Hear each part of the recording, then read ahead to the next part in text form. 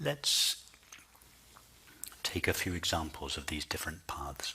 For instance, what is usually translated as self-inquiry, atma vichara. And the classic question that Ramana Maharshi used, in fact, in Ramana Maharshi's literature, he used many different questions. But the one that is normally used is, who am I? He also used, from where does the I rise? It's the same question. He actually uses many different questions, but the common one is, who am I? So ask yourself that question and see what happens to your mind. Where does the mind go in order to find the answer to that question? Now, it may start, and obviously not in your case, you've been around for a while, but if one were to ask someone on the street that question, who am I, their mind would go either to the experience of the body or to their thoughts and feelings. And so then you would say to that person, no, but that's not really what you are, because you are the one that is aware of your thoughts and feelings. Every time a thought disappears, you don't feel that a little bit of yourself disappears with it. If you were your thoughts, then a little bit of yourself would always be disappearing every time a thought disappeared. So they would think, oh, yes. And this question would become subtler. No, I see that I'm not my thoughts, because my thoughts are always vanishing, but I never vanish. I see that I'm not my body because I'm aware of my body. My body is always changing. But I've been the same all my life. And the question, who am I, would begin to refine itself. And in this refine, they don't realize it, but in this refining, the mind is beginning to trace its way back, track its way back to what it essentially is. Because it is the mind that is asking the question, what am I? So the mind, in refining the who am I question, the mind is traveling backwards towards its essential ingredient, the irreducible element of the mind. So that is the process. This is what Ramana Maharshi called sinking the mind into the heart. He didn't mean the heart, the physical heart. He meant the heart, the essential core, the essential being, sinking the mind. So sinking the mind gives the sense that the mind rises out of the heart of awareness in order to know objective experience. But its home, the place that it comes from, is this colorless, empty, indivisible, infinite awareness. So this question, who am I, is like an invitation to the mind to trace its way backwards or inwards or selfwards. It's not really inwards, it's certainly not into the body, but it's inwards as opposed to outwards towards objects. Now, another version of it, my preferred version, although I use many different questions. I think on the first evening, I don't know how many questions we used, 15 different questions. They were all variations on the same question, but my current preferred question is, as you all well know, the question, am I aware? And the reason I think this question is so efficient is because unlike the who, and this is not a criticism of the who am I question, I'm not suggesting I was suggesting that I might be criticizing it. I'm not. It's a beautiful inquiry. But if you read the commentaries on Ramana Maharshi, for decades people misunderstood the who am I question. You see questions from mature students, by which I mean people who've been around for a long time, asking, for instance, but which I are we referring into? Questions like this. There was confusion around the question, who am I? And if you were to ask someone on the street, who am I? They wouldn't quite know, is it the mind? Is it the body? Is it the separate self? Is it the ego? There's some confusion. But if you ask the question, am I aware?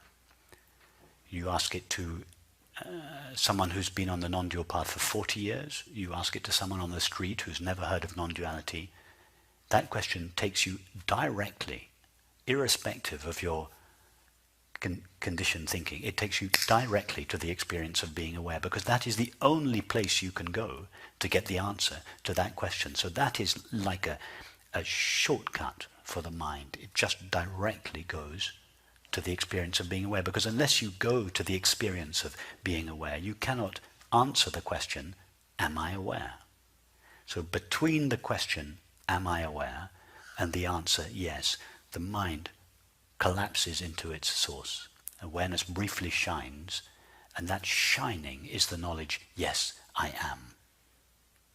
Hence the mind then rises again and answers, yes, I am. But that yes, I am comes from the experience of consciousness knowing itself. So that's a second version of self-inquiry. Who am I? Am I aware? Another common version is focusing on the I am, which again, it's a beautiful question. It was Nisargadatta's preferred method, but much confusion around it. What kind of confusion? Focusing on the I am. Well, what should I focus on? If I were to ask you now to focus on these flowers, what would you do? You just direct your attention towards the flowers. If I were to ask you to focus on the speaker, you just direct your attention towards the speaker. If I were to ask you, focus your attention on the tingling sensation at the soles of your feet, you just focus your attention straight there. Now, if I were to ask you, focus your attention on the experience of I am, what do you do with your attention? Where do you focus in?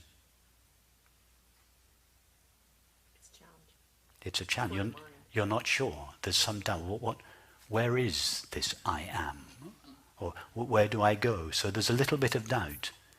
That is not a criticism of the question. It's because after the mind explores the question for some time, the I am is my essential being. So I, the mind, have got to focus on what I, the mind, essentially is. But then the mind realizes all I can focus on is an object. I cannot turn around and focus on myself. It's like asking the sun to focus on itself. The sun says, I can't. I can shine on the moon, but I can't shine on myself. I'm too close to myself. So the word focus on the I am is misleading. I have no idea whether Nisargadatta used that word. I suspect the original Sanskrit was more subtle than our English word focus, but because the translator probably didn't realize, he or she translated the word focus because that's what the mind normally does. If it wants to go somewhere, it focuses on what it wants. So again, focusing on the I am, or the feeling of being, it's another way of describing self-inquiry, but it's not quite as clean and clear. It's as, am I aware? Another example of self-inquiry from the mystical Christian tradition, the practice of the presence of God. Exactly the same practice. How does that one work? For a devotee in the Christian mystical tradition, God is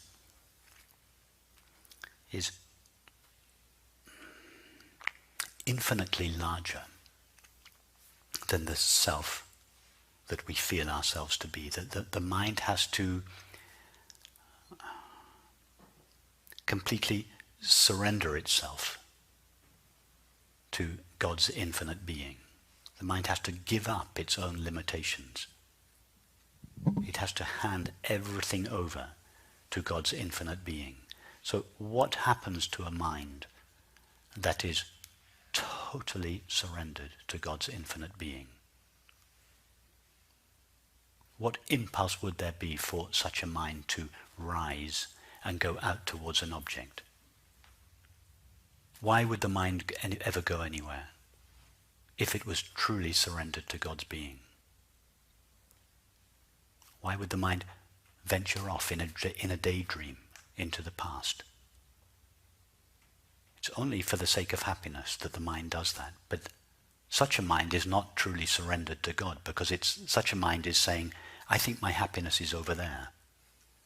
It's not where I am. So such a mind is not surrendered to God. A mind that is truly surrendered to God it can't take a step. Now, what is the mind that is so completely surrendered that it never goes anywhere? Where does such a mind reside? Where would it rest?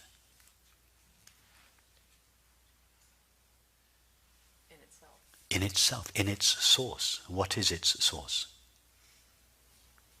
What is the place from which the mind rises?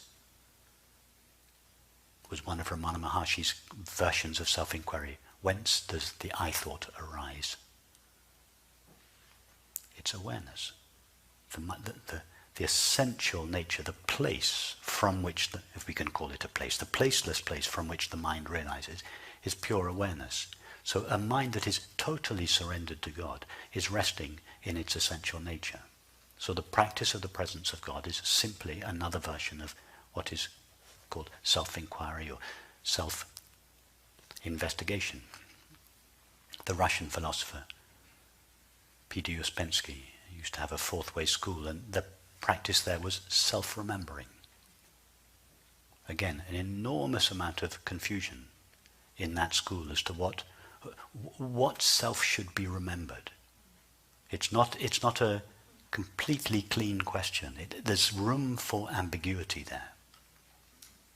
But what happens to the self that is remembering itself? How much distance is there between the self that remembers and the self that is remembered? There's no distance. There's no room there for the mind to rise and take a path. So self-remembering is the same practice. It's the same non-practice of resting the mind in its source. Self-resting or self-abidance. You find this at the core of all the great spiritual and religious traditions. Ramana Maharshi was unusual and unique in that he really brought it out of hiding. It was hidden in many of these traditions, but because most people found it too difficult, and not in fact too difficult because it's the easy, literally it is the easiest non-practice there is. This is why Ashtavakra said for the sage even blinking is too much trouble. It's even easier than blinking. But because most people's attention is so profoundly lost in objects, the resting of the attention in the source seemed to be too difficult, and therefore the religious and spiritual traditions elaborated more progressive ways to return the mind to its source, such as mantra meditation. Nothing wrong with it. I practiced it for 20 years. Because the mind is so involved with objects, it cannot return to its source. The teaching says, okay, as a compassionate concession, I will give you a special object. A mantra is an object. You are facing the mind away from its source towards the object. But as a compassionate concession to the mind that is exclusively involved with objects, the teaching says, okay, I'm going to give you this object. Instead of attending to 10,000 things, attend to one thing. It steadies the mind. The mind remains focused outwards on the object, and then as you repeat the mantra it gets slower and quieter. As the mantra gets slower and quieter, without your necessarily realizing it, that the mind has already been steadied, it's not going anywhere else, that the single object on which it is focused begins to fade. As that object begins to fade, the mind begins to trace its way back to its source. So or focusing on the breath, or focusing on the pause between the breaths. All these are skillful means that are elaborated for those of us whose attention are so deeply involved with objects that we cannot readily let go of them. So they are halfway stages that first steady the mind before the mind is sufficiently steadied in order to be able to sink into its source. Now, in this approach, we don't give those progressive means. because I feel that our culture is sufficiently ripe for this direct approach.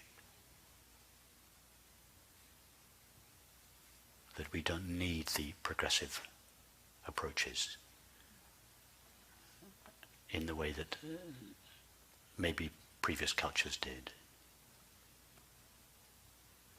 So that is what is different in all these approaches and what is the same in all these approaches.